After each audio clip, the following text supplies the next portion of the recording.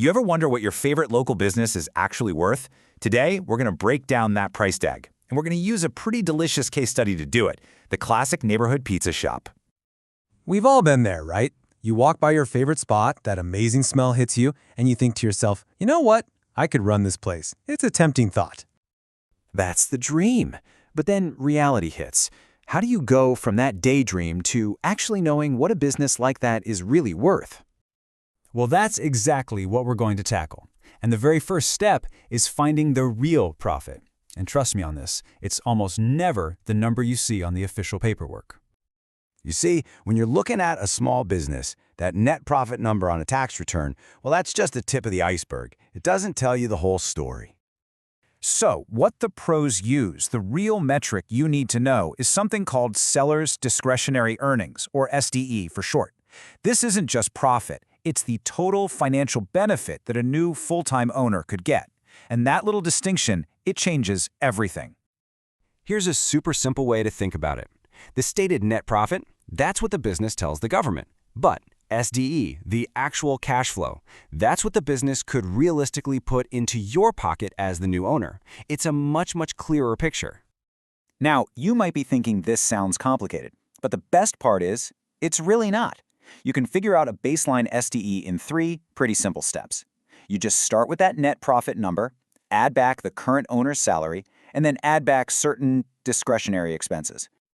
All right, so what in the world are these add-backs? Well, think of them as perks or personal expenses the current owner runs through the business. Things like their health insurance, maybe their personal car payment, or a big one-time repair that won't happen again.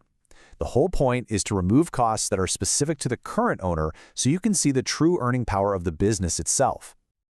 Okay, so once you've done the work and you've got that SDE number, you are halfway home. That number is gold. Now let's see how we plug that into the actual valuation formula. So think of SDE as the main ingredient in our valuation recipe. But to finish it, we need one more thing, something called an industry multiple. And you're probably asking, where does this magic number come from? Well, it's not just pulled out of thin air. It's based on real-world data of what similar businesses have actually sold for. So, for our pizza shop, for instance, business brokers know that they typically sell for somewhere between 1 to 2.5 times their SDE. So let's just boil this all down, right? The core formula couldn't be simpler. Step 1, you figure out the SDE. Step 2, you multiply it by the right industry multiple, and boom, that gives you your starting point for evaluation. Let's make this real with our pizza shop example. Let's say after we do all our math, we find the SDE is $115,000. And because it's in a fantastic location, we'll use a strong multiple, say 2.5. You just multiply those two together, and you get a baseline estimated value of $287,500. See, it's not rocket science, but it gives you a real, solid number to start negotiating with. But, and this is a really big but, you can't just stop there. That number is a starting point, not the final answer. Now we have to talk about the things that can push that price up or drag it way down. So, what's the number one thing you absolutely have to look at? The lease. I'm not kidding. A bad lease can kill an amazing business. You have to be a detective here. How long is left on it? Can you renew it? Is the rent affordable? And maybe the most important question of all, can the current owner even legally transfer it to you? A no on any of these could be a total deal breaker. Right, so the lease covers the location. But what about all the actual gear inside? You know, the expensive stuff, the giant pizza ovens, the industrial mixers. All that equipment has value too. When you're looking at the equipment, it really comes down to a few key things. First, how old is it and what kind of shape is it in? Second, is it a top-tier brand that's built to last or some cheap knockoff? And third, can the owner actually show you maintenance records? You're basically trying to figure out if you're buying reliable tools or just a bunch of expensive problems. And then there's the stuff you can't touch, but it's incredibly important, the brand's reputation. You've got to get online and see what people are saying on Yelp and Google. Does this place have die-hard regulars? I mean, is it the pizza place in town, or is it just a pizza place? That difference is worth a ton of money.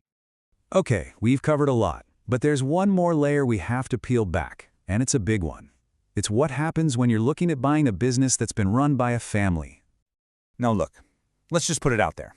When you hear family business, sometimes your brain goes straight to nepotism. And while that's not always the case, it does mean that as a potential buyer, you need to be extra careful and do some extra digging. And here's why.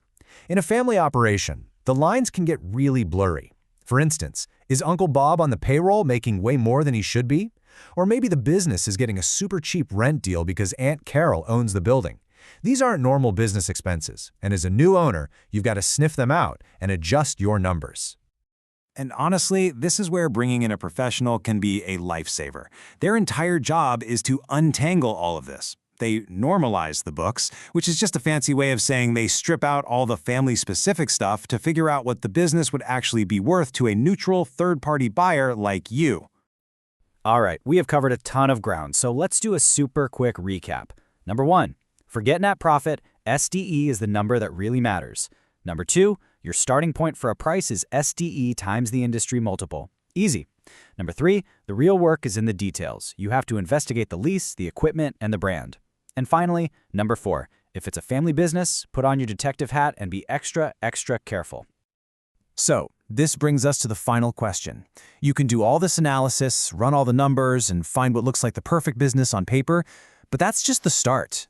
The real question you have to ask yourself is, are you ready to roll up your sleeves and do the real homework?